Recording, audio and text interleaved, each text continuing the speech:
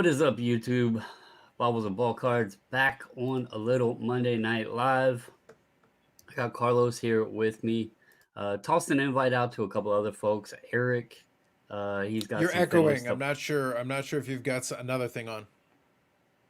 I do not have anything else going on. Wait, hold on. Let me put these away. Maybe it's picking up the mic on my AirPods. Is that better? Well, I'm still hearing the echo. I'm not sure if anybody else does, but Oh, well, we'll see how this goes. I don't know why it would be echoing because I don't have anything else plugged in.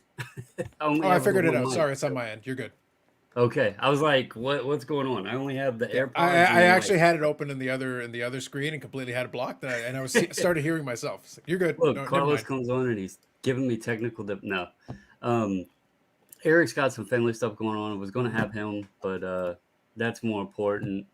Tossed the invite out to Sean, but he said he's dead tired because of wrestling practice. So anyway, I just wanted to get on. I don't know how long I'm going to go tonight because I've been kind of feeling a little bit under the weather, but I wanted to get on, keep the motivation going, keep the Monday thing going, have a little bit of fun talking about the playoffs. I know Dallas and Tom Brady are playing tonight, so that should be fun.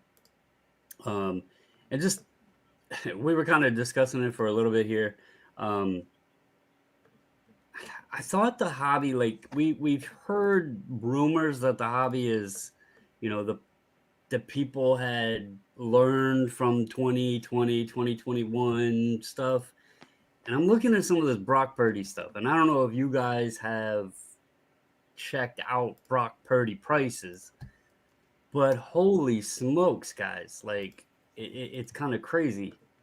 What's going on? Yeah, in the private Okay. chat, I left you a link to one that it's a fun comp, different card, but I think an interesting comparison between the two. Yeah. What's up, Three Rivers? How you doing, man? The missus says she's hanging out with Little Bobbles, but she's listening. Yeah, they're watching a show, Mm. like a baking show or something. Tom Bullard said, "Good evening, friends and fellow cardboard enthusiasts." So the games, touch on them real quick. Um, I'll be clear. Yes, the Ravens lost. Yes, I'm a Ravens fan. Yes, I was expecting them to lose. So the fact that they even had a chance to win was silly to me. Cincinnati should have blew them out. Um, the Jacksonville comeback was impressive, but it should have never been in that place to begin with. Um, Giants, they were the surprise team. I thought Minnesota should have beat them. San Francisco, they got a stacked team. Yes, I'll give Brock a little bit of credit. First game, he could have got the jitters, but when you got that team surrounding you, you got a lot of outlets, right? Um, so anyway, the Bills also that game was interesting. I was surprised the Bills didn't squash Miami, but another good competitive, I'll call it competitive game um, there. And then you got tonight's game.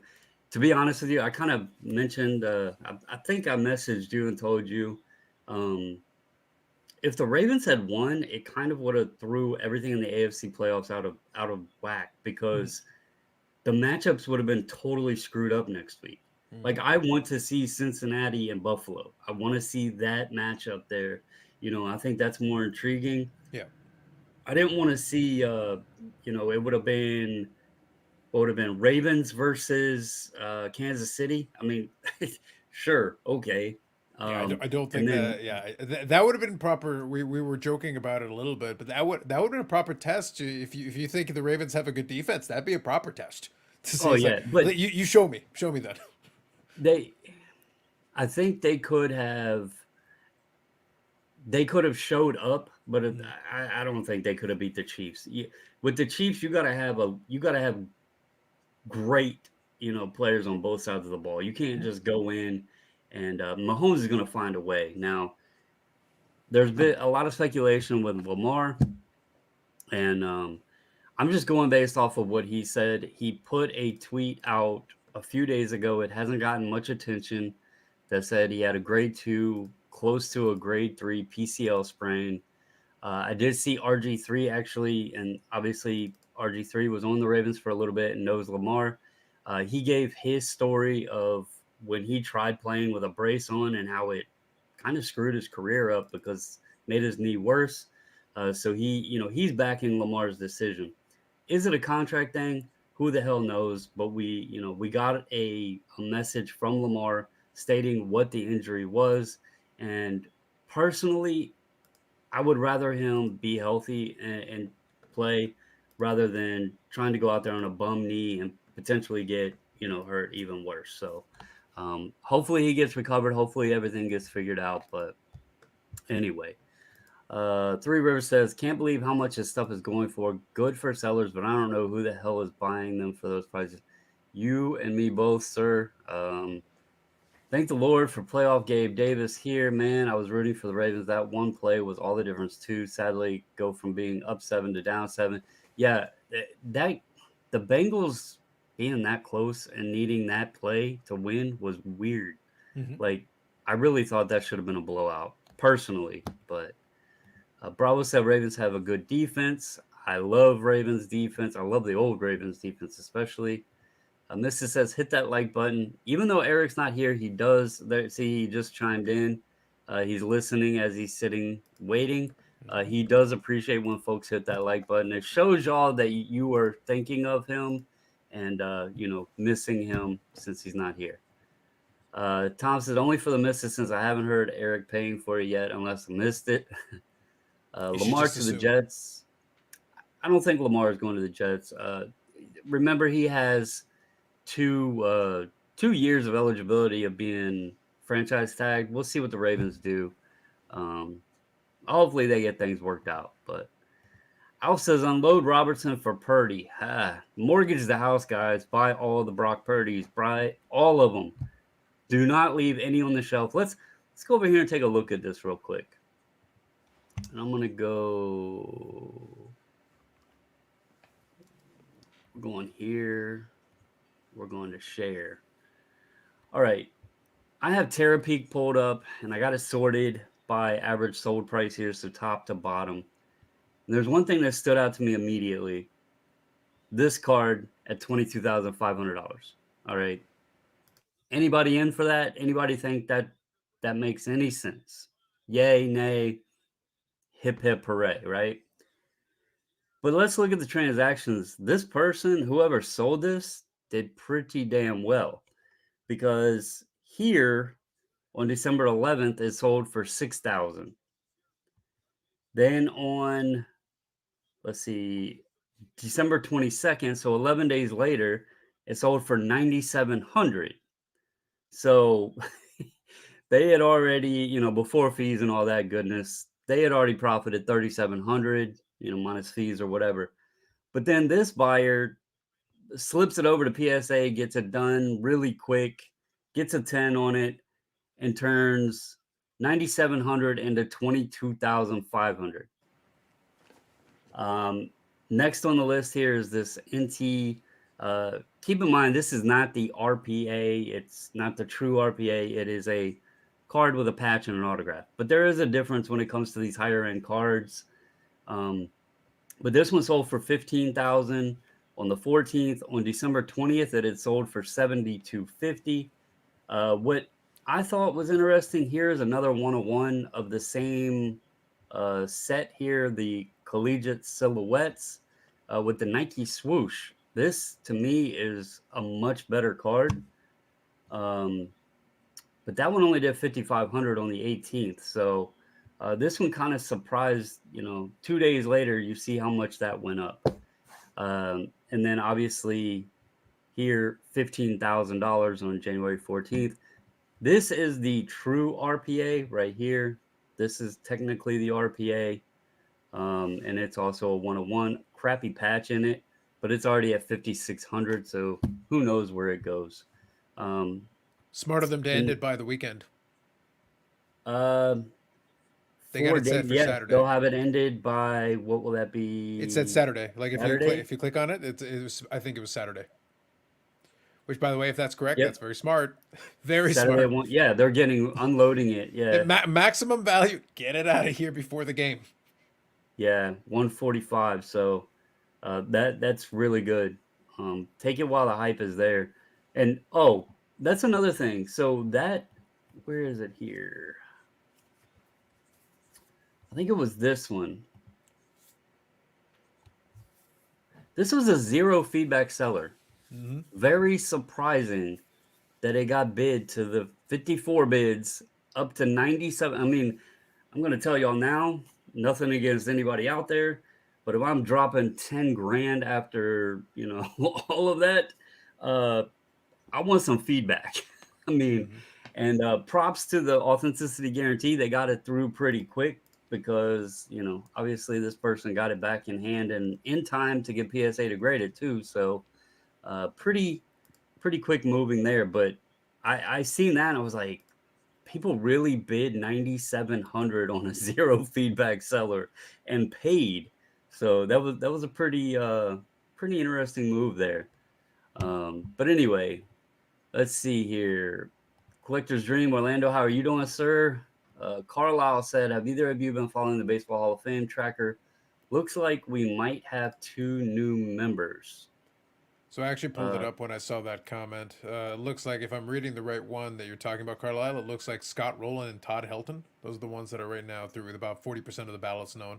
Still a little bit early. 40% of the ballots still a bit light. Todd Helton 79.6% and Scott Rowland at 80.2. I don't have an issue with either one of them, but it's like that's not a very exciting Hall of Fame class to me. yeah, and I think with the era, the roid era and everything, the juice era, we're going to start getting that because they're not just going to say, okay, for the next 8 years, we're not putting anybody in. But if they're not going to allow those guys in there, like to get people involved in the Hall of Fame, it's not going to be, pretty significant names. So Yeah. Well, the thing is, it'll I'm be looking at the interesting to see next. how they go through. I mean, even guys like Musina was a rookie in 91 and he's already in. Yeah. So, some of those early 90 guys are even already in there. So, Yeah. um, who knows? I'm just looking at the next guys underneath, and like the next one is Billy Wagner. This is like, I'm sorry, he was a great closer, but I hate, to be honest, I hate closers. I'm not a big fan of that. Like whatever, 72.8%. I'm like, I feel like at that point we're scraping the bottom of the barrel. Andrew Jones, 68.5%. Andrew Jones was great when he was at Yeah, his apex. He was great. Gary he Sheffield, deserves I to have be no in. issue with. Carlos Beltran, Jeff Kent. But then you got A-Rod and Manny at about 42% and 40% respectively. It's like they're not getting in. Bobby Abreu, Andy Pettit, Jimmy Rollins, Mark Burley. And that covers the guys that are about at least 10%. Omar Vizquel, Francisco Rodriguez, and then it just drops like a stone after that. A No lot of votes for people R.A. always, Dickey. How dare you all? a lot of people always push for Vizquel. I'm really surprised he hasn't made his way in yet. 9.3%. He's nowhere close.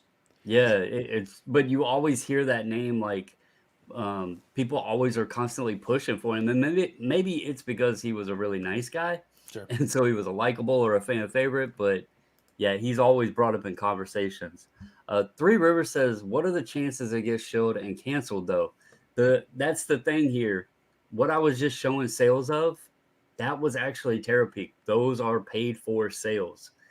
That's why I mentioned that zero feedback. Uh, I was surprised that actually did 9,700 on auction with a zero feedback seller. It took a lot of nerve, I guess. I guess at the end of the day, if you bet on it and pay, and they don't send it, you get your money back. But um, I don't know, 10 grand, I would be. I'd be wanting a little bit of a little bit of feedback there. All right, Bravo says Carlos. I thought Carlos was the biggest Mariano Rivera collector. I am. They burn great. Hey, I have nothing against Sandman. No, His like son was pretty the cool. joke with him is, so he's got two strikes against him. Number one, he's a Yankee, and I hate the Yankees. That's number one. Right. Well, actually, so let me say three strikes against him. Number two, I actually do hate closers. Like I'm like, you know what? None of y'all are in the Hall of Fame. Screw you all. You're trash. If you were good pitchers, you wouldn't be closers. All right. Dennis Eckersley was a pitcher before he was a closer. He could actually pitch. John Smoltz moonlighted as a closer after he had already established that he could pitch. Mariano Rivera could never pitch. But the third reason is he's a Panamanian trader. Could have played for Team Well, Panama. He didn't. And his cousin cost him a game against Cuba. All the Riveras are dead to me. I I watched his son play. He was in Potomac in the High A Nationals organization, and there's actually another little connection there. I've kind of shared the story before, but Mariano and the owner of they're now Fredericksburg Nationals. They were the last two players to be authorized by MLB to wear number 42. And so that was a cool little connection there. Obviously, I like to collect Jackie Robinson stuff and all of that. And I thought that was really interesting how those two, um, it wasn't just Mariano. There was, the owner of the team who at the time was a base coach as well as the owner, um, was also authorized to wear number 42. So I thought that was pretty cool. Sean says, "Hi, fellas. What's up, man? How are you doing? Hope you get some rest there. This the scale got linked to domestic violence unless I'm confusing him with someone else. Wasn't that Uh, Alomar? yeah, Roberto Alomar got linked with, I don't remember if it was domestic abuse or Yeah. sexual assault. I'm pretty sure it was Alomar. I could be wrong. Like maybe both of them. But Alomar's the one I remember. Yeah, Roberto Alomar, and that wasn't too long ago either. Yeah. And wasn't he? I don't know if he was the head or if he was just some higher up on the player association. I think he had some kind of an office job with Or somebody, and yeah, it obviously was after that they something. couldn't keep him around. And Bravo said, "I heard the story, Carlos." Well, from the comment, of course, I figured. But I don't want to deprive other people the opportunity to know the reasons why Mariano Rivera is truly trash and undeserving of being a unanimous Hall of Famer, when in fact he should not even be there.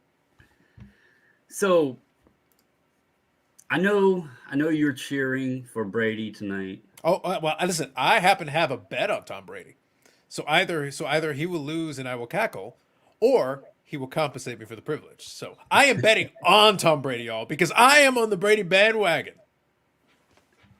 I need to get this young fellow on here. Pokemonster, how are you doing, sir? This is the young man. I met him at the little show that I did a video on. Said it was one of the funnest shows I'd ever been to. He's the young man. Everybody, go give him a subscribe.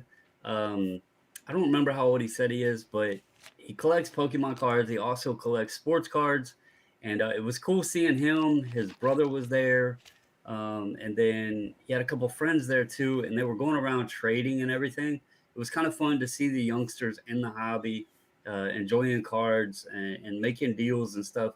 Little man was pretty knowledgeable.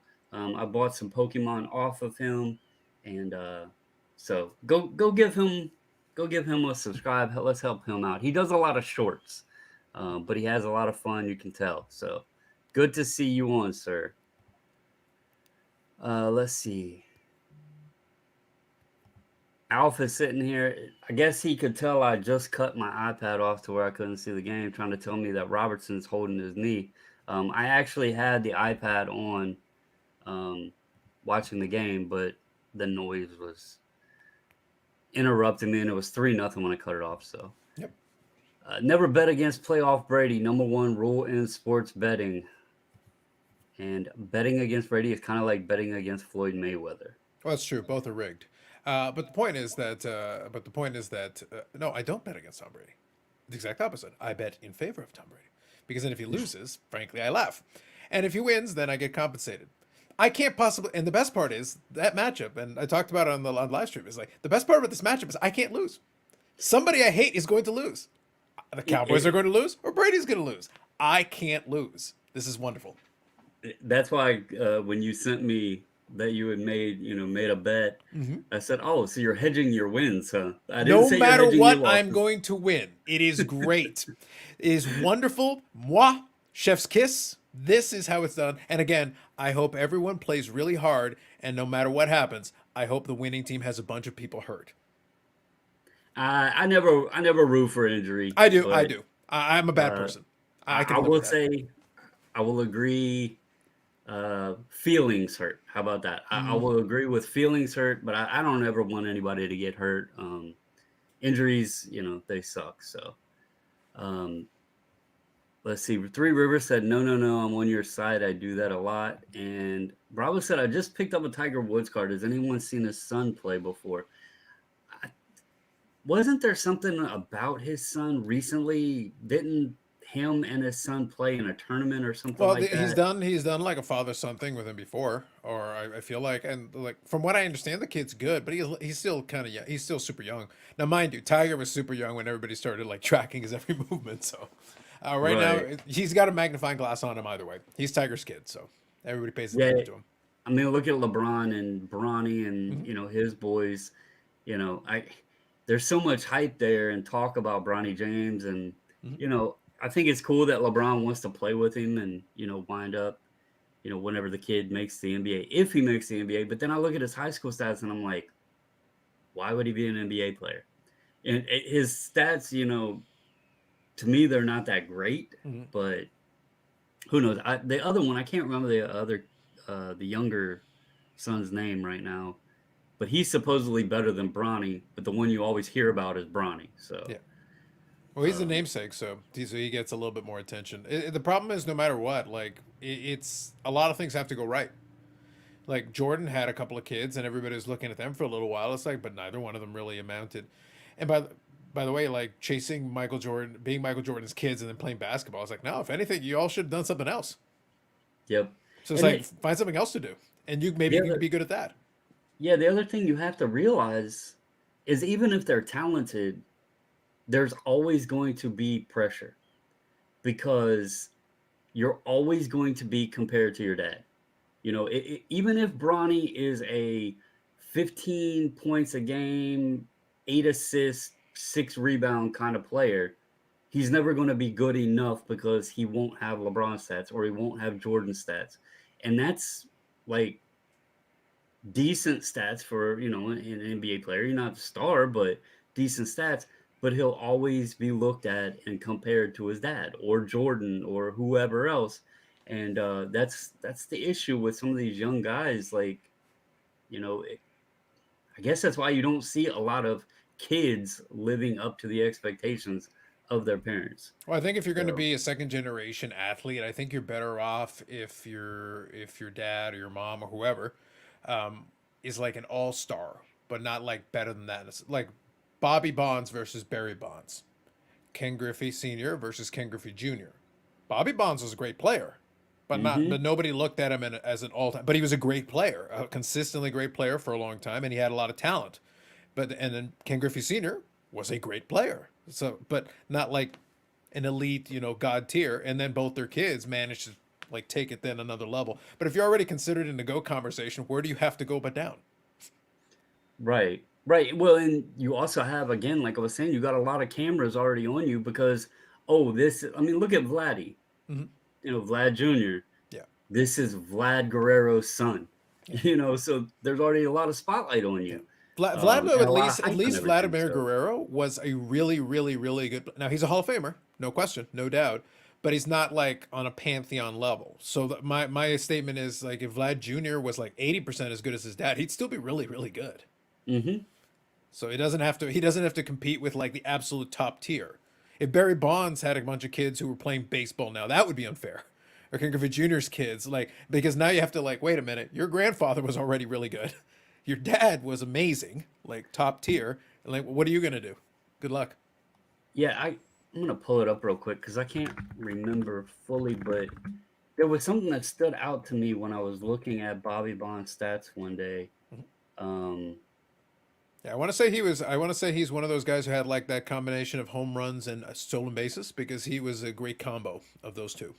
yeah, he had 25 homers, 34 stolen bases, 29 homers, 37 stolen bases, 37 and 41. Mm-hmm. Yeah, he was a great player too. Yep. And Speed and power, a great combination of both, and then Barry took it to another level. yeah, I thought it was something with his strikeouts, but I don't. It's not what it was.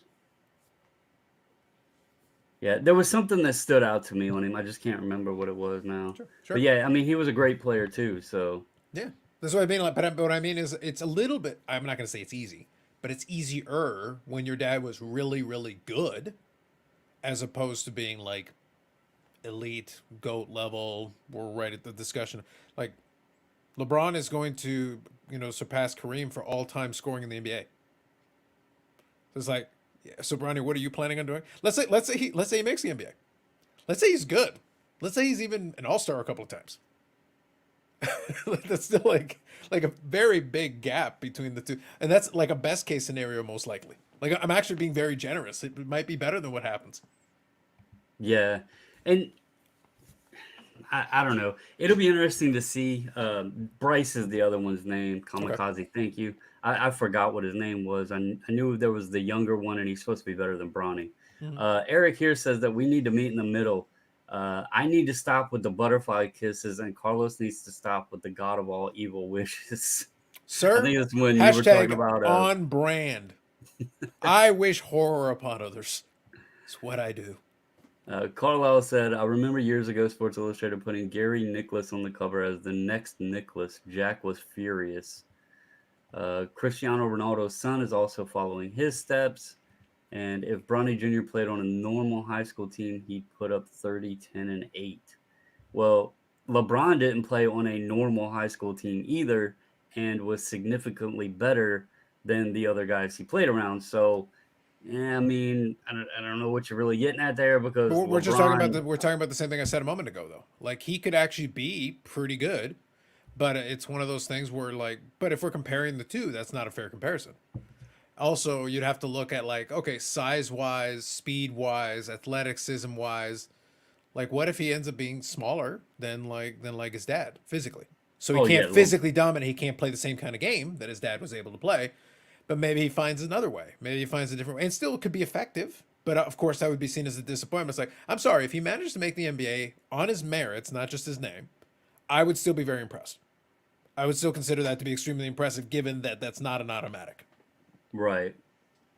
So there was something else I wanted to touch on tonight, and it kind of goes on a little bit with the Brock Purdy fun that we had. Mm-hmm. There's been a lot of talk recently, By the way, did you and see the link I sent you? Did you see the card? the Aaron Rodgers. Yeah, let me put that up real quick. Yeah, but just think about that. That is a rookie year Oh, parallel. We I got the gotta log shine. in. We Hang got it on. numbered. We got the whole thing. If it won't let you, I can always share it if you want, but I just have to see. Just let me know. I was just blown away. I just thought it was very funny compared to the ones you were showing. Yeah, I don't have my login signed on. All right, Uh, give me a second. I think if on it'll let me share the screen, I can do it. Give me one sec. So I don't know if it'll let me. You should see at the bottom of your screen there. There you go. So that's 2005 Topps Chrome Gold Refractor. I love that they did the retro on it. So this is a rookie year refractor out of 50 in a BGS 9.5. It's a good, solid, gem mint card. $7,200. That guy's going to Hall of Fame. He's already won a Super Bowl. 7,200. So that would be currently 1, 2, 3, 4, 5. That would be sixth place on Brock Purdy sales. Yep, and that's with a 20% buyer's premium. Don't forget, we had to Man, tack on the 20%, so it actually was less than that prior to. The highest bid would have been less. This is with the 20% tacked on. Again, whether you like Aaron Rodgers or not is immaterial. Doesn't matter. He retires right this minute. He's going to the Hall of Fame. He's got a resume. I one of the questions that I have.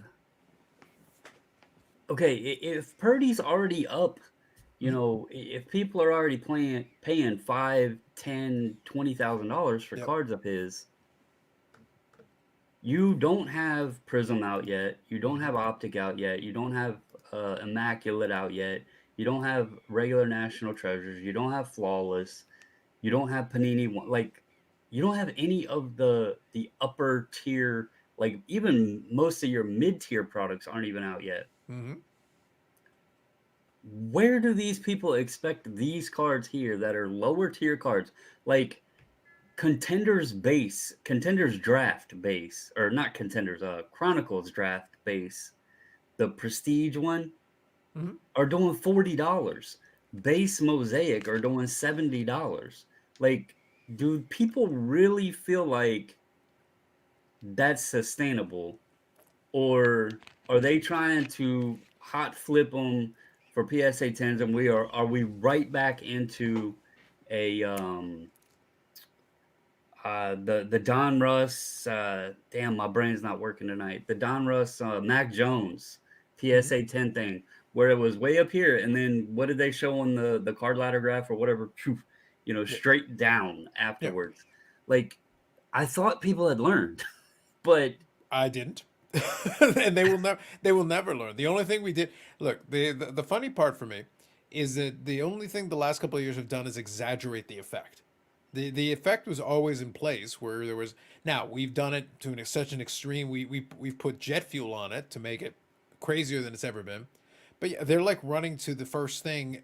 They're not allowing any room to be like that. That's why I said my argument wasn't he could become the second coming. I don't know, but the odds are against him. But even if he does, like you're already starting up high, he could actually still disappoint.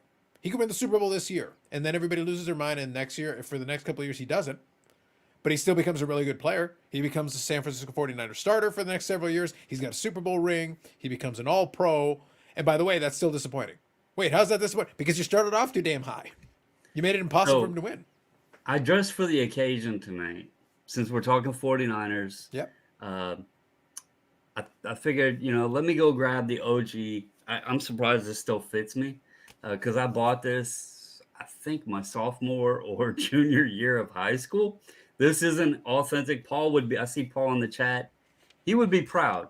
This is authentic. I'm sure folks remember East Bay magazine.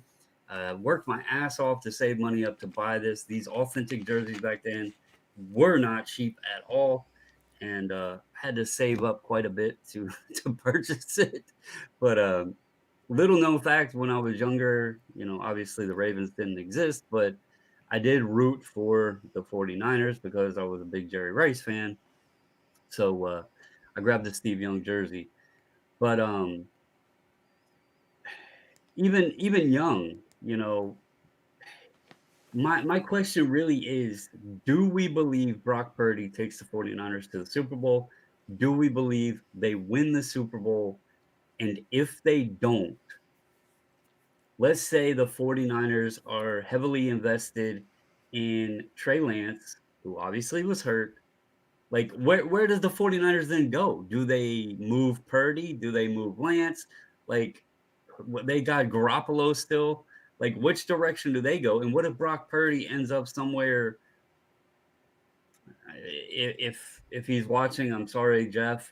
But what if he winds up on the Colts? Mm. You know, where do these thousands wind up?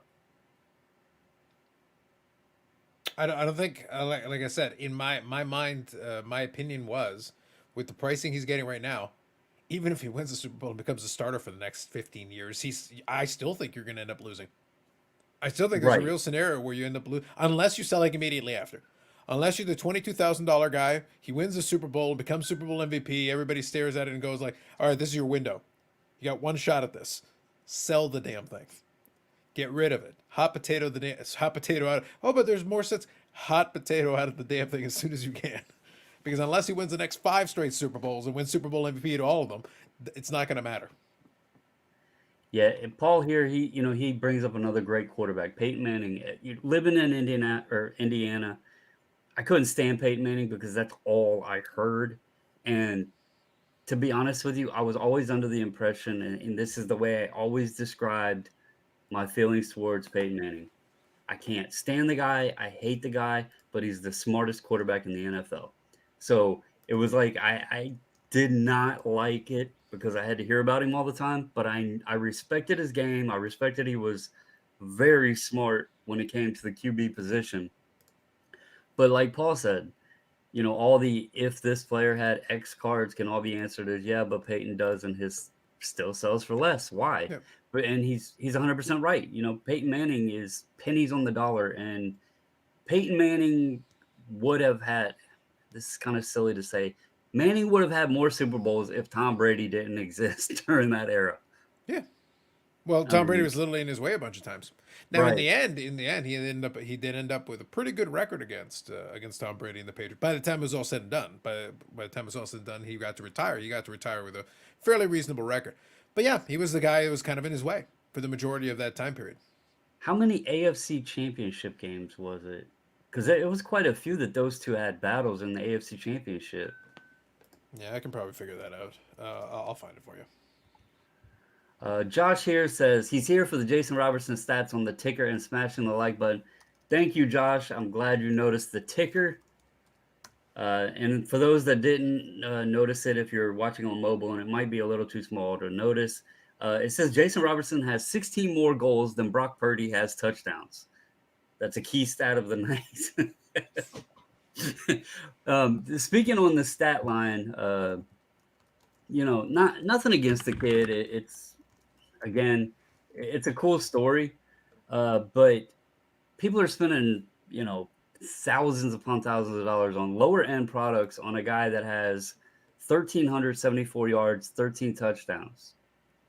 I don't know that I would necessarily spend $20,000+ on a, I mean, I don't even know how to say it, a certified, Panini certified mirror black sticker auto, $22,500 for a guy that has 1,300 yards and 3 touchdowns. Think about that for a second. Three Rivers says the same with the Bowman stuff. Unless they become surefire Hall of Famers, you're taking a huge loss. I've said the same thing. Bowman used to be really fun because when the product come out, you would have your.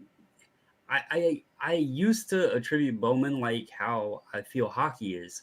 You'll have a couple players that have a little bit of buzz, and when the young guns come out, they'll have some value. The other guys, you're kind of prospecting on them, seeing how they do. If they perform, they go up. Today, it's like Bowman comes out, and you're praying that they don't lose. And it's kind of, in a sense, ass backwards because it used to be let the guys grow. It's not like that anymore. If it's top 100, prospect list, you're going to pay. So good way to put it there, Three River. Jay Michelin said he's here for the Purdy investments. He is loading up. I'll tell y'all, I mentioned JJ likes the wild card, thousand stripes and stuff. Go buy the wild card Brock Purdy's because those things are even selling for freaking crazy money. If you can get them cheap, pick them up because even those are and they look pretty cool. I got to give wild card credit. There was one I seen that he's in a 49er uni, but the only thing they really airbrushed was like the NFL shield off the card. The rest of it actually looks like he's in the 49ers uniform. So pretty cool the way they did it. They did a good job. Sadie here is a Steelers fan, so he's just razzing on saying no, he wouldn't. Big Ben would have. Well, I've been told for years that Aaron Rodgers sucks in the playoffs and he beat the Steelers. He what? I said I've been told that Aaron Rodgers sucks in the playoffs and can't get it done, but they beat the Steelers. They only played the Steelers. They only played in one Super Bowl and they beat the Steelers. Super Bowl 45. Yeah. So can the Steelers really be that good? Justin Jefferson is nice, but Randy Moss is cheaper and was better. Well, Randy Moss never did the gritty. Sauce Gardner is top tier, but Charles Woodson and Champ Bailey are borderline free. JJ is Paul, you would probably drool and wet yourself if you've seen JJ's Charles Woodson collection. He is a huge that's his premier PC guy. And as he chimes in here, rare Charles Woodsons are expensive. JJ kind of collects Charles Woodson similarly to the way Carlos collects Madano with the rare, low-numbered shit you just never see out there. And then he says, what I'm getting at is don't buy new car smell because that's all you're buying, new car smell. Well, I definitely am not buying. I just thought it was a fun conversation. I mean, hell, Trevor Lawrence. Is he beating Patrick Mahomes next week? Because people are spending stupid money because he threw 4 interceptions, got himself in a big hole, came back, won a game on a last-second field goal, and went to freaking Waffle House. Is he beating Patrick Mahomes next week? That's all I'm saying. Look, so, that seems as good a reason as any. The man went to Waffle House. Like, what more do you want? I respect the game. He was like, hey, I'm done. I did not realize how small he looks, though. That dude needs, like, more waffles because he looked tiny. Like, Whew. Paul says I have the SP Authentic Woodson die cut to 500, paid $100 bill and got change back. They're free. Um, and then JJ said to 500 isn't that rare. He has some rare stuff. uh, let's see. Why do we call them autographs? Their initials, sometimes just scribbles. Well, that's the day and age we live in now. But they're still ink to sticker in most cases. Sometimes ink to cardboard.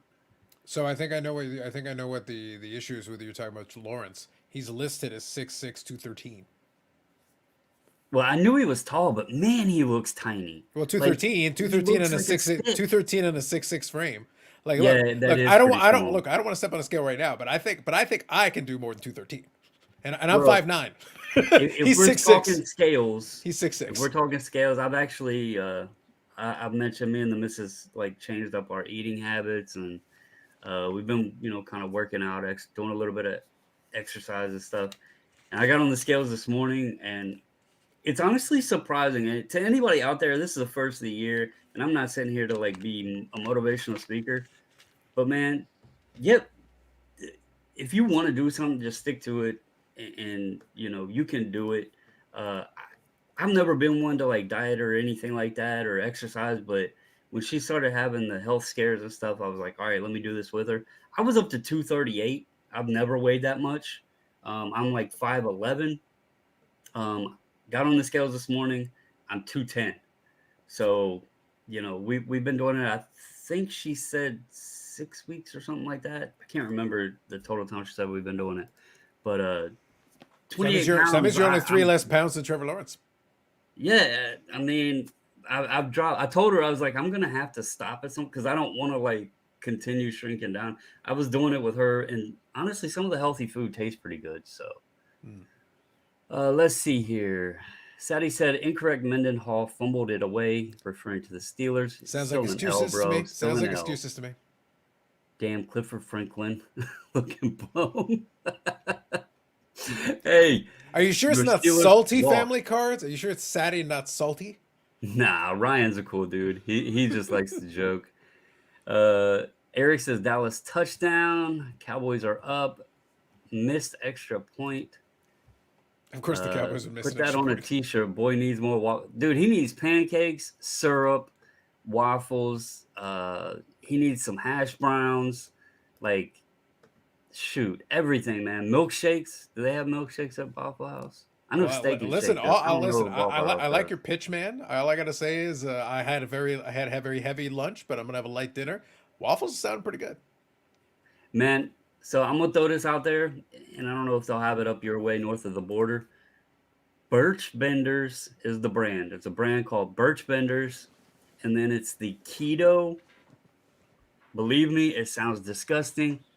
Keto blend waffle mix or Hmm. pancake mix, whatever. Get it, try it. I thought it was going to be disgusting, and it's the best damn waffles I've ever had. So I just wish believe that me. during your explanation of your weight loss, you had said like I go in and I'm Mrs. Bobbles and working together, but I needed motivation. I thought to myself, what would J Rob do? And then boom, lost the weight. You could have worked it into a J Rob pump. You could I, have worked it. It's like inspiration. well, she said it's been 9 weeks, and that's kind of like back when he was on that streak, So and I'm saying Dallas won 4-0 tonight. So you're not wrong. Like, the inspiration. actually, we had the cracking game on tonight while we were working out because they played at 4 o'clock on the West Coast. Did not work out for them. Sorry to her, but they lost today. Did not have a good game. I know Eric's probably happy about that, but yeah, maybe they should not play during the day over there because 4 o'clock on the West Coast did not work for them on a It's Monday at that. it So seems to be an issue. Yeah. Mm. Carlo said, I didn't realize you could go to Waffle House sober. Good point. Good point. What's Purdy in so far for sets? It's pretty limited. He's in pretty. I don't know if he's in all of them that have been released, but I think he's in most of them. You got to think he was a late round draft pick, and that like fits right into Panini's hands. They can get him to sign tons and tons and tons of stickers, at little to no cost, and then inflate the sets, and now the print of the sets, because they can. Believe me, there's going to be no shortage of Brock Purdy cards. That's all I'm saying. No, no, for sure. I'm, But I'm saying compared to a higher draft pick, it's not. He didn't get immediately thrown into a bunch of stuff, and obviously didn't get the attention. And now, obviously, he's getting all the attention. well, the other thing that like the sets aren't out yet. Hmm. Like they're having a pretty similar issue to hockey where the stuff's been delayed. I mean, Mosaic just came out. There has been no Prism. There's no Optic. There's I think Spectra might have just came out. The Yeah, Spectre 101 came for out, that, spoiler alert's already pulled, the gold vinyl. but I don't know if you've seen it. Spectre's super expensive. I love the cards. I think they're nice looking cards. I do enjoy some of them, but I'm like, I wouldn't want to be within 5 miles. I think it's like $800 a box or something. I'm like, no, Doesn't surprise, and it's no, not many cards per box. mm-mm. They're not like a 24 pack, uh, the way they do those in hobby and stuff. So, Eric says, nice job. Thank you, sir. Uh, Three Rivers says, shedding the weight. To be honest, this was just something, again, like I said, when we found out the health issue stuff, well, the scares, I was like, all right, let's do this, together. And it's been a lot of fun. And it's cool to stick to it and see that you can do it. Um, Again, I didn't want to be 238. I could tell I had put some weight on, so I'm glad to shed it. And it's been a lot of fun. So, um, Eric said Bruins won 6-0. They cheat. Um, oh, I am salty they lost the game. And the fact Tomlin pulled out a non-losing season, so I have to hear how great of a coach he is participating in the playoffs each year. I thought it was a Yes, beautifully point. executed game. I thought they came out with their best, and they just weren't good enough. That's what I saw.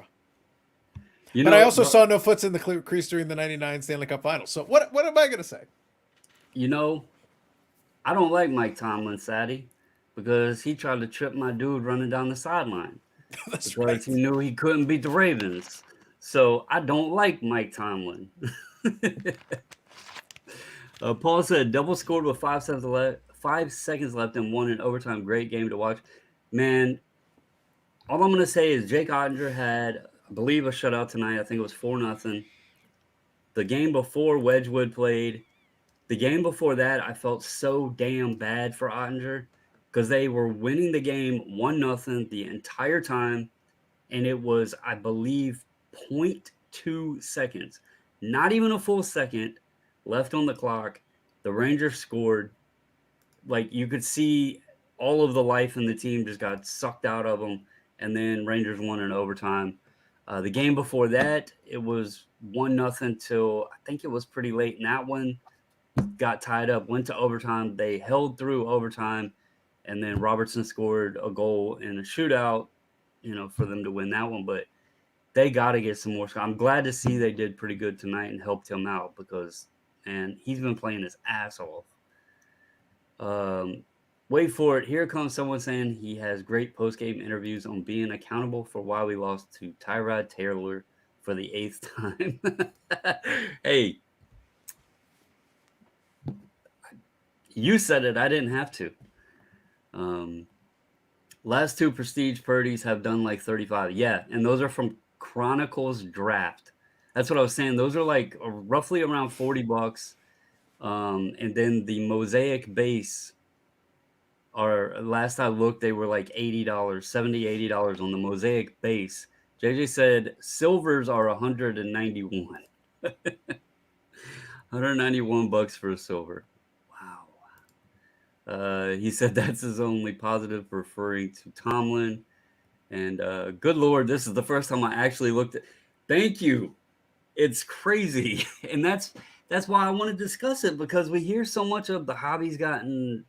I don't want to use the term smarter, but the hobby's smartened up. They've learned. There was new people that came back into the hobby, and now that's like the textbook got thrown out of the window, and there's a new girl in class, and everybody's oohing and ahhing over her, and they forgot everything that they learned over the past 2 years, and it's just crazy to even see.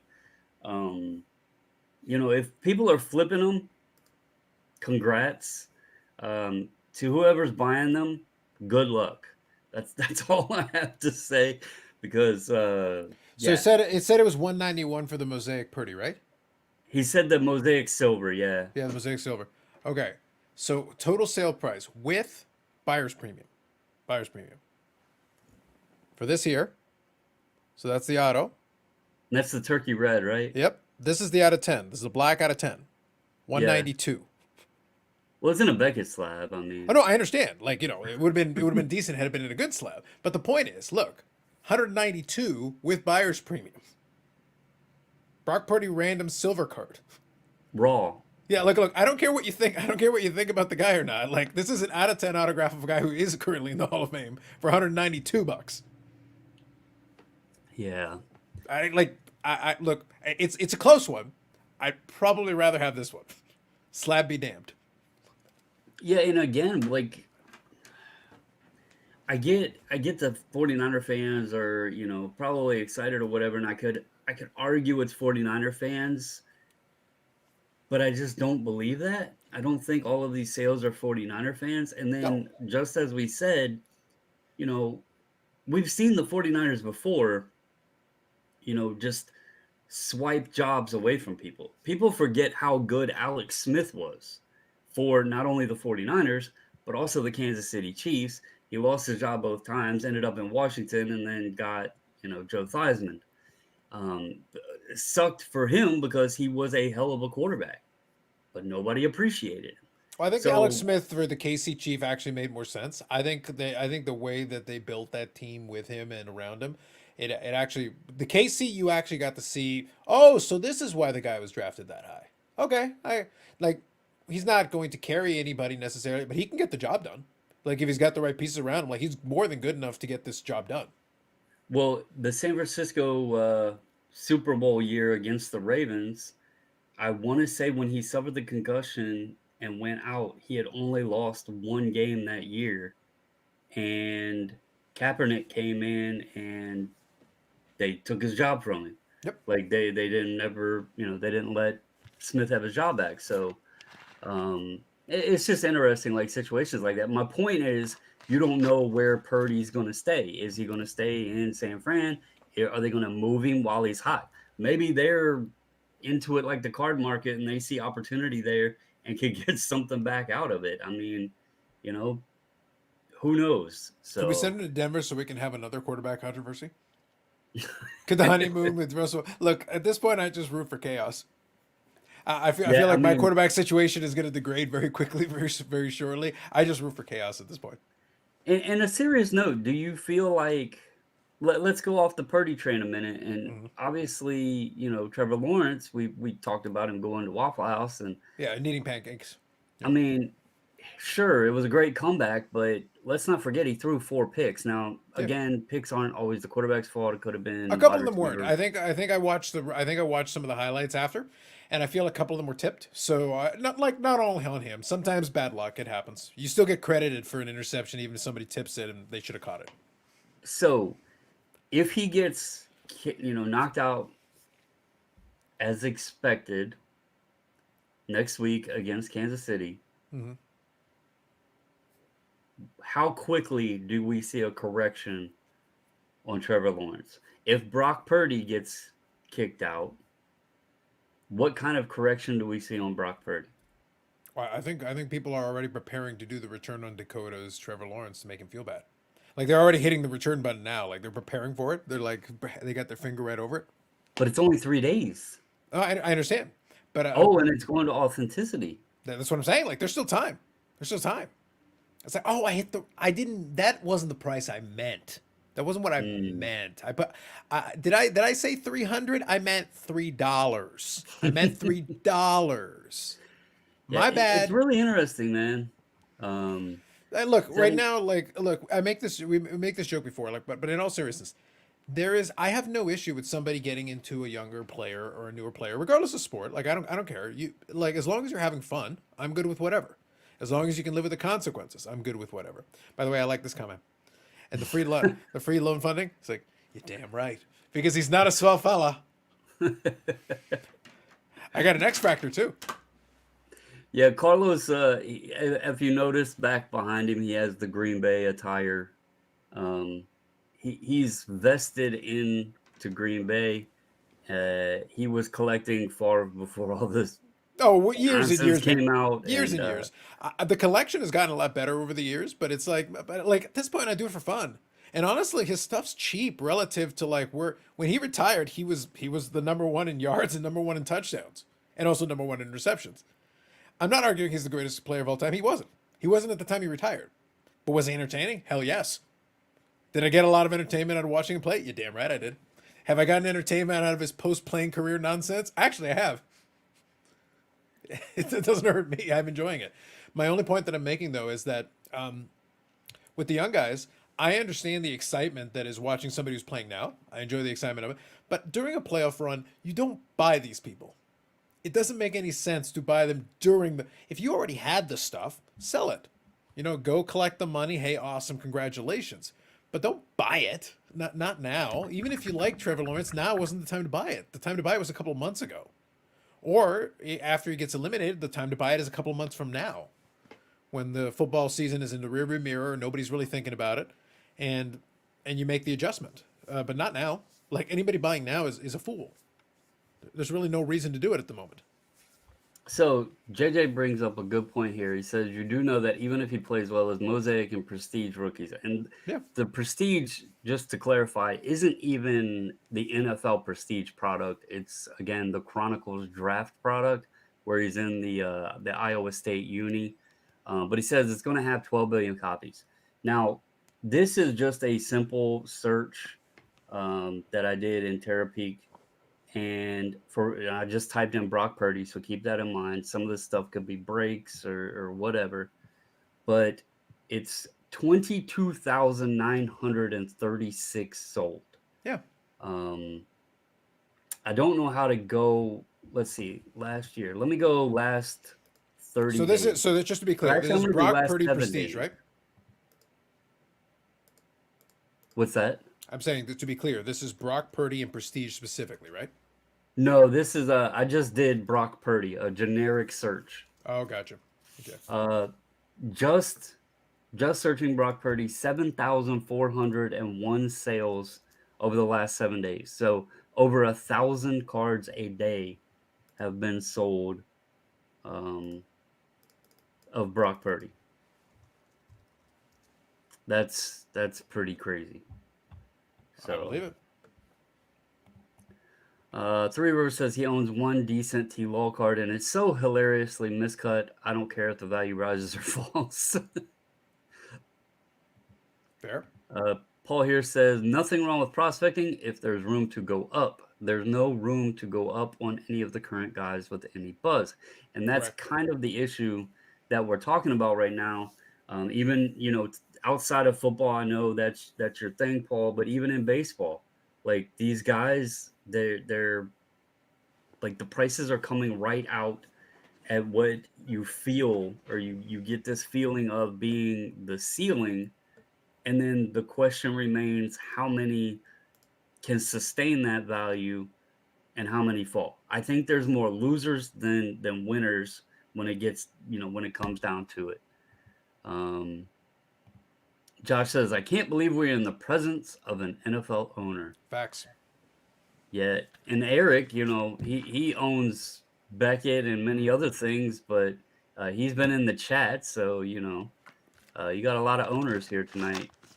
Three Rivers says Brady red zone pick. So sounds like right now, from what I'm gathering, Dallas is winning.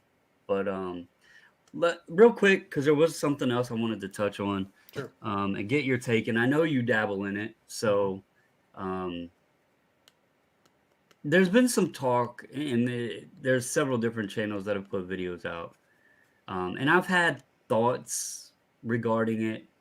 Obviously I have kids and everything, Mhm. but then there's other things I've looked at that kind of make me question otherwise. But there's been talk about the future of vintage, Right. and will vintage cards, you know, suddenly not be wanted? Will the prices decrease? Um, that sort of thing. Hmm. And there's several different ways to approach that topic because you see you see guys like when we speak vintage, especially within baseball, Mm-hmm. you have different elements of vintage. You have pre-war, Mm-hmm. which then takes you back to Cy Young and Ty Cobb and Ruth and all those guys. Mm-hmm. And then you have your post-war vintage, which is going to be your Mantles and Mays and Hank Aaron's and all those guys. Mm-hmm.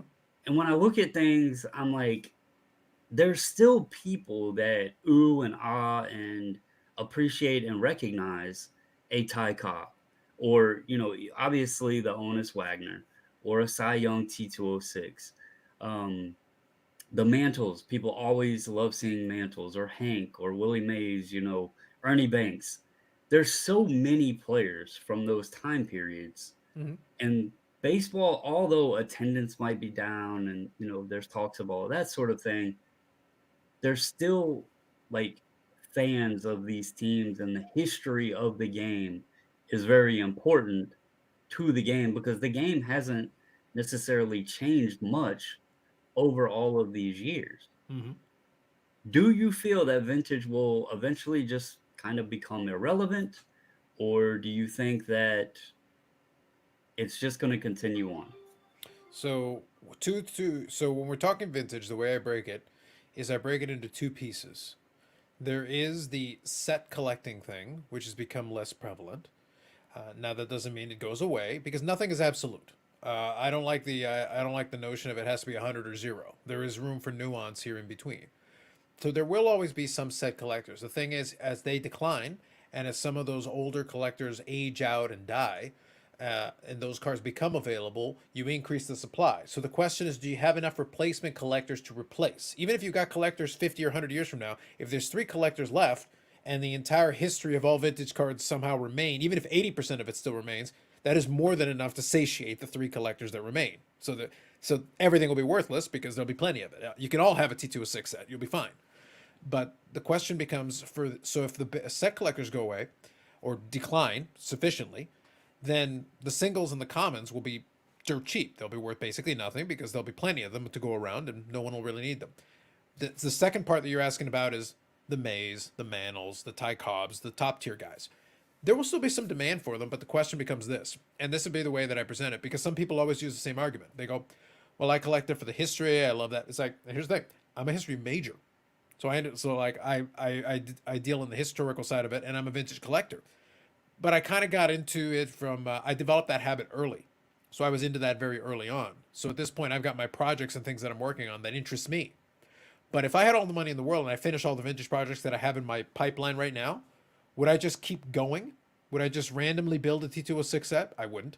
Would I just randomly build an E90 set, an E92 set, an E94 set? I know about these sets. Would I just randomly build one? No, I wouldn't. But I have the money. Why? Because I don't need them. I don't need to have them. Ty Cobb and Cy Young and all these guys. Do I just want to buy one just for the sake of having a card, even with the understanding of their history? Not really. I've read biographies on Ty Cobb. I've read information on Cy Young. I've read history on those guys. I'm listening to a Mickey Mantle retrospective right now. I'm selling off most of my Mantle cards. I had a nearly complete run, minus the 52 tops and 51 Bowman. Why then, as a vintage collector, would I be selling off my Mantles? Because I don't need them. For projects that I'm working, I don't want to physically have more stuff. So if the next generation doesn't want to have more stuff, or let's just say they become more picky and selective, well, then there's a lot of cards that are going to be sitting there without anybody to own them. Not because they're no good, but because it's like, well, I don't need to own it. I learned about Ty. I'm interested in the history. I don't need to own the Well, physical item. let me interrupt real quick Go ahead. because let's tie it away from baseball because Sure. the counter argument I hear to it Yeah. is that vintage football and Paul, I know he loves his vintage football. He's a vintage football lobbyist for somewhere. I hear the counter argument of vintage football is a good buy. If, like you stated, Mm-hmm. if folks and collectors start passing off Mm-hmm. and more supply gets wound up into the pipeline and there's got to be collectors for that, wouldn't the same thing happen with the people who have had vintage football the whole time or vintage basketball or vintage hockey or what have you? Mm-hmm. Like if it's older collectors and they start passing off and there's more flowed into, so in that sentiment, the argument should be vintage in general Mm-hmm. would become more populated or more available. And if people don't want it now, then all of it is going to go by the wayside. Mm-hmm. And I look at baseball in general, and what kind of made me want to bring this up is Sean earlier showed a card that he bought. He bought it in a value box, and I believe he said he sold it for $25. It was I can't remember the name now, but it was a vintage player, okay, but on a new ultra modern card. Yeah.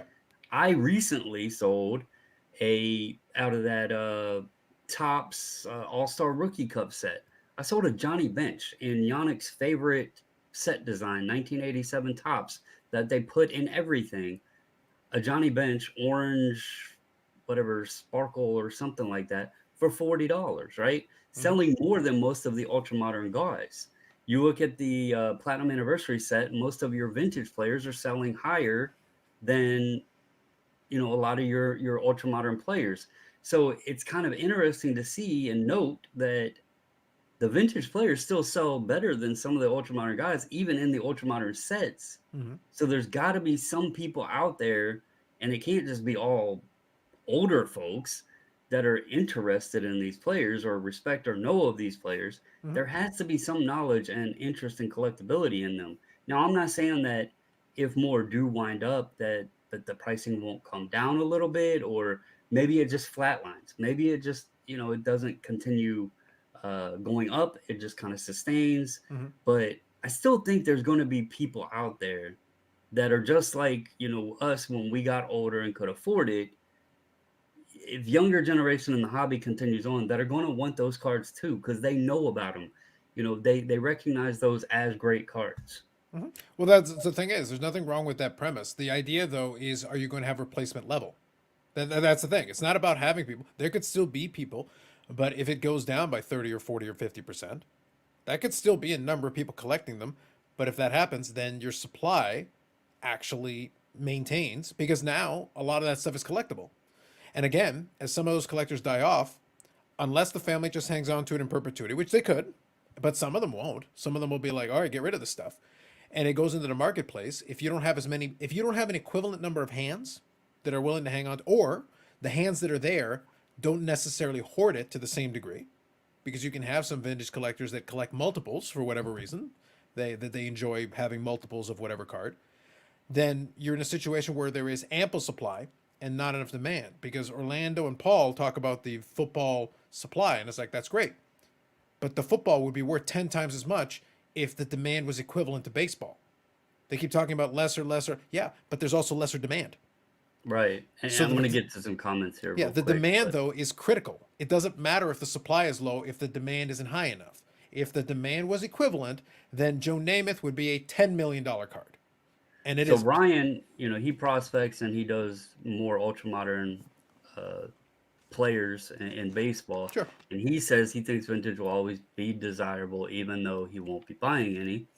Mm-hmm. JJ says he's seen a huge uptick in 90s insert set builders, basketball specifically. Sure. Yep. I could see insert sets and those 90s insert sets. And in baseball too, I've heard of some folks putting, JD said he was working on some 90s insert baseball sets. So I could definitely Yeah. see that. And this is about 30, and we're about 30 years on from that. So somebody who is in their, 8, 9, 10 years old is now in their late 30s, early 40s, and there's Yep. falls right Like into the zone that we're myself, talking that's about. why I like a lot of the 90s designs. It's what I Yeah. remember. Yeah. Um, Carlisle said he's had to transition from complete set building to team set building because he didn't have the budget to collect all the vintage he Mm-hmm. wanted. Uh, Sadie said, "Would you build an 1888 scrap?" Sadie's been buying a lot. He gets on these oddball auction sites and finds a lot of really cool um, stuff you just don't see. Yeah. Yeah. Portraits, type ones, that kind of stuff. He finds a lot of Yeah. cool stuff on There are there. folks that want to go down those rabbit holes, and there are going to be other folks that will look at it and go, "Hey, that's cool. Would you like to buy one?" No. Brendan Ryan said, "Let's hope the next generation doesn't become minimalistic hipsters and not acquire things." Let's see. Three Rivers says, but Jeff Wilson said to buy it. All the kids will buy it. He is a hashtag influencer. Now I want to get to this. So Paul said football has been the number one sport since 1970 or so. Mm-hmm. Football cards have a lot more traction now than they ever did. Vintage football pops are nothing if anyone crosses over potential gold mine. My thing here with football, and you hear this argument all the time, but football games are packed. Mm-hmm. Hockey games are packed, right? Hockey plays more times a week than football does. Mm-hmm. They have multiple games usually per week, and the stadiums are packed every night. They also play 82 games versus 17 games. Mm-hmm. That doesn't translate over to hockey. It's not like pushing the hockey market or anything. You have your big vintage guys, but I can go buy Parkhurst Hall of Famers little to nothing from that set. Yeah, but You real know, quick, I Bubbles, you don't even have to go that far. The thing is, Paul basically fell into the magical trap that we've already argued against before, months and years ago. The basketball guys insisted that there was a limitless basketball market, that the Luca Prism would go up forever, and the argument was a billion people like basketball. And I said, for the sake of argument, let's say you're right. There's a billion fans of Luca. Awesome. There aren't a billion who want that card. right. So like I don't care if there's a billion of them. And again, And I'm I think assuming there's a billion of them. I'm pretending just to help out this argument. I'm saying it doesn't matter because most of them will be content watching games, keeping an eye on the scores, buying a shirt, buying a hat. They don't even want a card, let alone the they specific card you're citing. they're going to play fantasy football. They're Correct. going to make their Which is wagers. what they're doing right now. If Betting. any of this was true, and I don't disagree with his metrics, but I'm like, if this was true, football would already be worth more because of the supply thing that we just talked about. And say, Football should be worth 10 times as much as baseball based on this calculus, but it's not. right. And they're, look at Joe Namath. Look at Joe Namath. It's one of the, rare cards, right? Low pop. You don't see them. Iconic card, top tier vintage player, right? Mhm. And we're sitting here talking about Brock Purdy selling for $22,000. Why isn't that pushing Joe Namath?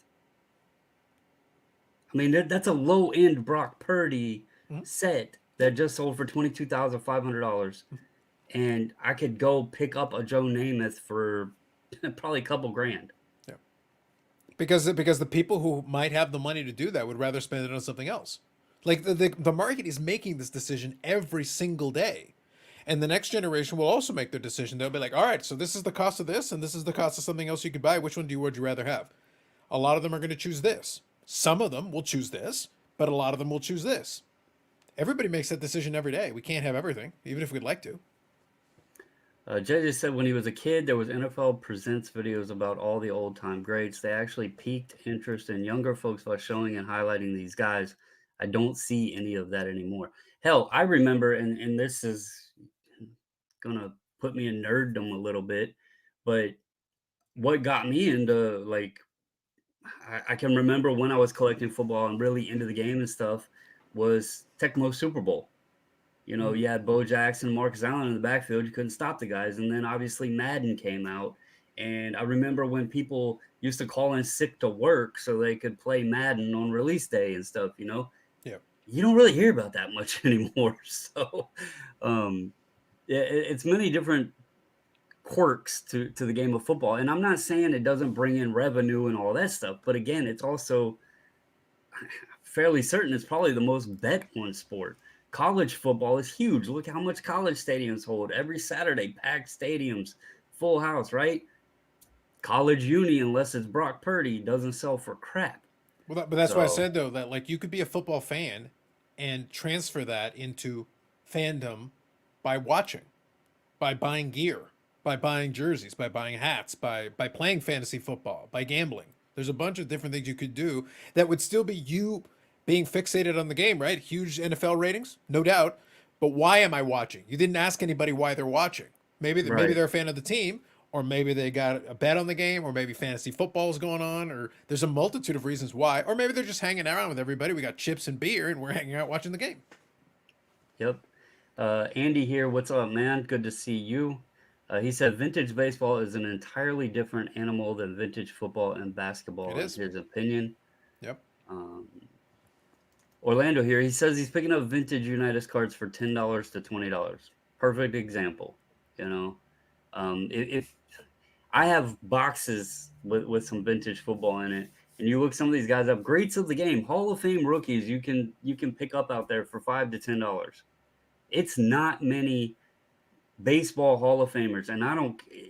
I need a Bill Mazeroski from 1957 on my checklist. I'm not getting that card cheap like that. And that's Bill Mazeroski. He's not a top tier Hall of Fame talent. So it's just to put things kind of in a comparison perspective there. The reality is that it costs for the 20 to 30-year-old American is sky high with cost of higher education, health insurance, and housing. That is going to crimp budgets for a lot of folks. Definitely true, DR. That is definitely true. Sadie said, but baseball lends itself to collecting in stats. Look at original fantasy baseball. Also, DR says also the U.S. is moving into its most diverse generation, and there isn't a ton of diversity in the hobby when he goes to card shows. That's interesting. I've always felt it was kind of now, obviously male to female. You know, there will be women at shows, but the ratio is obviously more so male.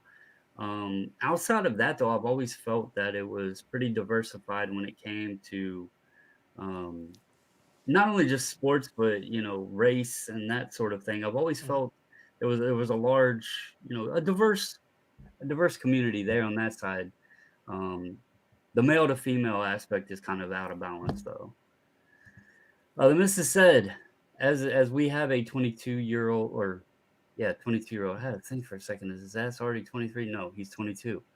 The amount of 20 to 30-year-olds that I know that live at home with their parents still is mind-boggling, and Get she is used to it. It's not going to be lying. higher. Get used to it. It's going to be higher. Oh yeah, yeah. Like And the buy-in price, even if you're making decent money, and most people don't make decent money off the top.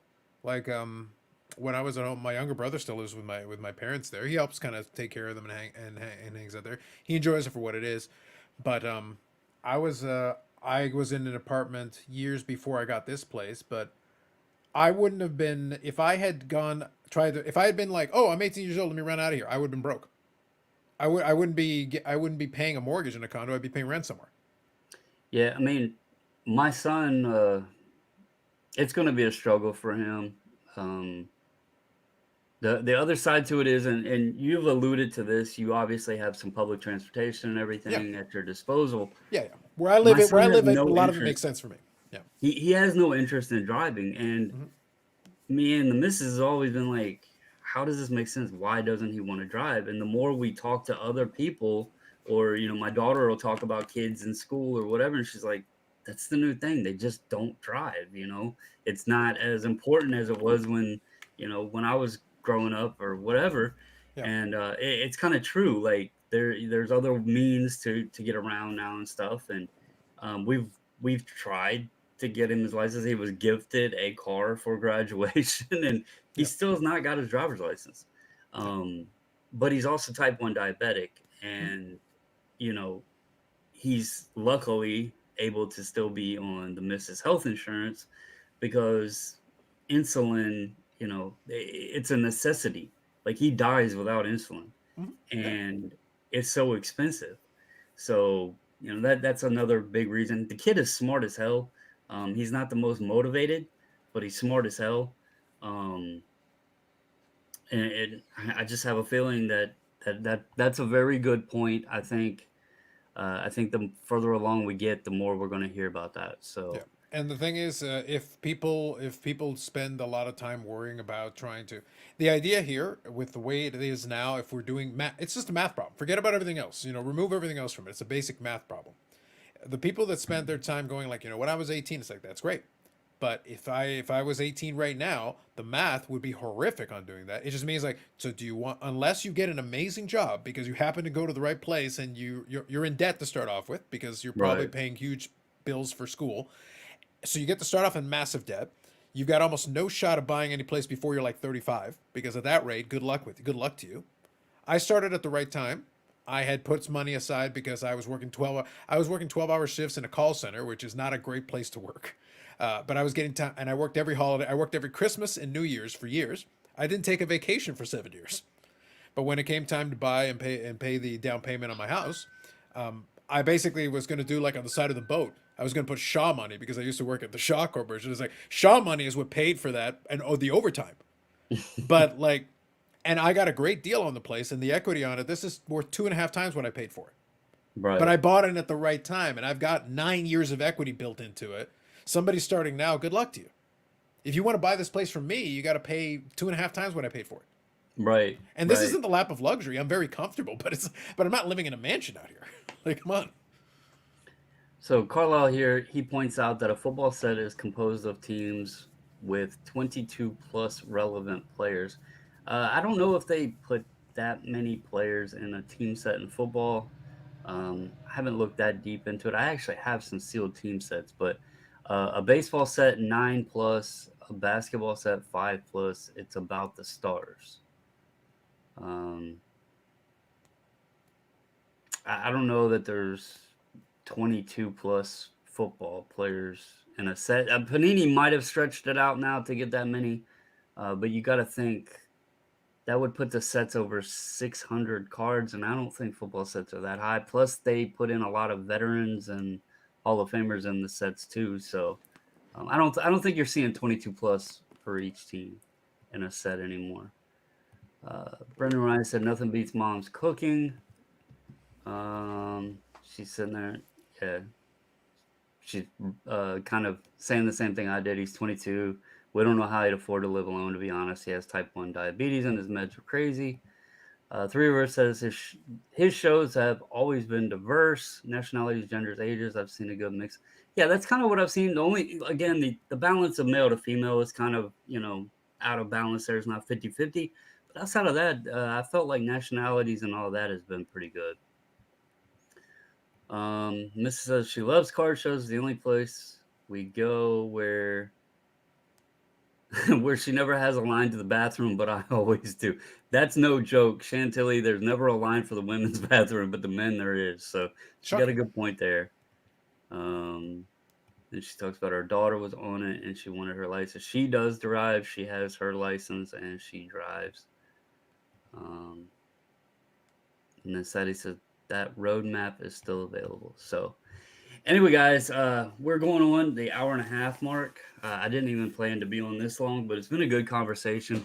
I do think that, I think vintage will always be relevant. Um, it might, like we said, and I've had the same thought. We've discussed it. I've discussed it with JJ, other people, because I have a good bit of vintage and I've thought about it in the future. My plan is, eventually when I'm gone to hand it to my kids, and the likelihood that they keep it is slim.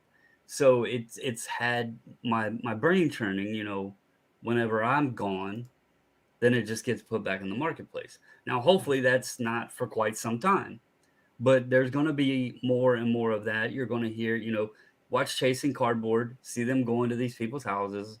A lot of the stories are so and so passed, we got this, how do we get rid of it, what have you. So that does put more into the marketplace. We're seeing raw 52 nice copies of mantles popping up. Why? Because somebody had kept them raw the whole time and cherished the card. They likely passed on. Now they're hitting the open market. So it is something that I can see occurring, but to the effect of how much gets put in and how much it will diminish the values or whatever, I'm thinking the best case scenario is they sustain. Um, and maybe what was there before the boom? There was something that somebody had. I can't even remember who it was or where I heard it, but they said that vintage normally had, and it wasn't a massive increase, but historically, year over year, your you know decent vintage cards would have a small percentage gain year over year. Well, I think I know what you're talking about, but I think they prorated over a very long time because for a lot of those years it was stagnant. And again, vintage relies on a lot of eye appeal. I could take the Right. same card and offer you two copies of it, and we could be well off in our pricing between A and B. Like one of the cards I picked up was for the '63 Fleer. I got the Brooks Robinson. Hmm. This one is very off center to the top, almost to the point of being miscut. It's literally labeled as a miscut. Because of Right. that, this was sub $20 with the buyer's premium. But it has good eye appeal No, because but it's the like I right said, it's a left is clean good. card. I like it for what it is, but this is probably about half the price it should have been, Right. based on basically the normal price, because I was comfortable with that particular defect. I was comfortable with it, so I made an adjustment for it, and that allowed me to add it to the set without minimal cost. But if you want just a normal six that isn't miscut, well, you would have to pay more. But they're both technically sixes, but like obviously there's a difference between the two because of that defect. Right. So you got to factor it in, right? So that plays into it as well. All right, so I'll finish out with these here. Carlisle said he's moving in with the baubles. Without a mortgage, he could afford modern football card. These are facts. Well, That look, listen, buying your own, running out of the house at 18 and buying your own place, that's for peasants. The yeah. smart people, somebody else pays the mortgage, and then you get to live like a king or queen, whatever works for you. Uh, he says it becomes more difficult to purchase reasonable commons for 60 sets when getting to the last 30 cards. The $1 to $4 cards cost $6 to $8 after fees. I've been working on for 68, 69 hockey and 64 Topps Giants. I mean, $6 to $8 isn't terrible. I It's not wouldn't terrible, say, but also at the same time, I think but this it's is commons. I get, but it more also plays a painting little bit into bucks. your impatience because there are a lot of dealers who are just hoarding it. Look, if you're talking 60 sets, I'm sorry. There's some dealers who probably have like 3,200 count boxes that are sitting back. Yeah, like 5, 6, 7 bucks. These are tough to find. Right, Don't you have like 40 of them? Shut up. right. Eric here says vintage hockey sucks and nobody should collect it. Just leave it Facts. on the tables and walk away. True. That's Eric's what usually he wrong, but does. on this one he's right. Brendan Ryan says the humanity. Hmm. DR here, he has a good question. He says, why not use your expertise to sell the cards and stash the money for your kids if you think they won't keep them? Here is why, DR. I actually explained it like this to my kids. I enjoy collecting cards, okay? And the boom allowed me to pick up some cards that I never thought that I would be able to afford.